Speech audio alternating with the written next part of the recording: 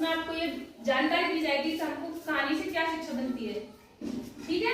और इस कहानी को अपने जीवन में कैसे उतारना है, इसको मतलब क्या हमें समझ आती है इस कहानी से, तो आपको इस बारे में बताते हैं, ठीक है। एक बार एक कुआं था, ठीक है। जैसे देखिए दिख रहा है ये रहा कुआं, इसको देखकर ही आपको सब कुछ समझना है, ठीक है। ये चित्र आपको ये चित्र देखना है, मैं आपको सुनाऊंगी, उसके बारे में आपको समझना है, ठीक है। तो मैं आपको बोल रही हूँ, आप उस पर ध्यान रखना क्या क्या है क्या क्या नहीं। फिर मैं आपसे पूछूंगी कि इसमें कौन सी चीज कहाँ पर है, ठीक है। ये एक मटका है, ठीक है। तो इसके बारे में हम आपको कहानी बताते हैं। एक बार एक कुआं था, ठीक है। वो बहुत प्यासा था, तो पानी अपनी प्यास बुझाने के लिए, पानी देखने के लिए वो इधर उधर जाता है। तो उसको एक जंगल में मटका रखा हुआ दिखाई देता है, ठीक है। मटका रखा होता है, उसके ऊपर वो जाकर देखता है तो उसमें मटका पानी थोड़ा था जो उसके हाथ नहीं आ रहा था, मतलब वो उसको मुंह तक नहीं पहुंच रहा था, उसको पानी नहीं पी पा रहा था उस पानी को वो, ठीक है।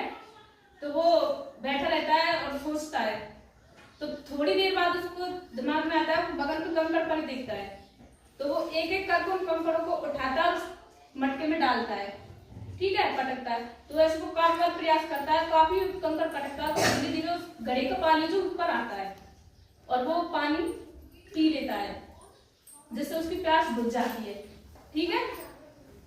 पानी पीकर वो उड़ जाता है, तो ठीक है। तो इससे हमें क्या शिक्षा मिलती है कि हमें अपनी विपरीत परिस्थितियों में हमें ये समझना चाहिए कि किस प्रकार हम क्या कर सकते हैं, उस कार्य को कैसे कर सकते हैं, अपनी मतलब अपनी उसमें क्या कर सकते हैं, ठीक है। अपनी बुद्धि का प्रयोग करना चाहिए, अपनी समझ का प्रयोग करके हम ये पता लगा सकते हैं कि हम इस चीज को अपने जीवन में कैसे उतार सकते हैं। तो इस कहानी से हमको एक शिक्षा मिलती है कि अपनी बुद्धि का प्रयोग करें, कभी भी घबराए नहीं किसी चीज को देखकर, ठीक है। एक एक करके मतलब काम करने से, धीरे धीरे करने से वो काम इकट्ठा हो जाता है, वो हम अपने कार्य को कर सकते हैं, ठीक है।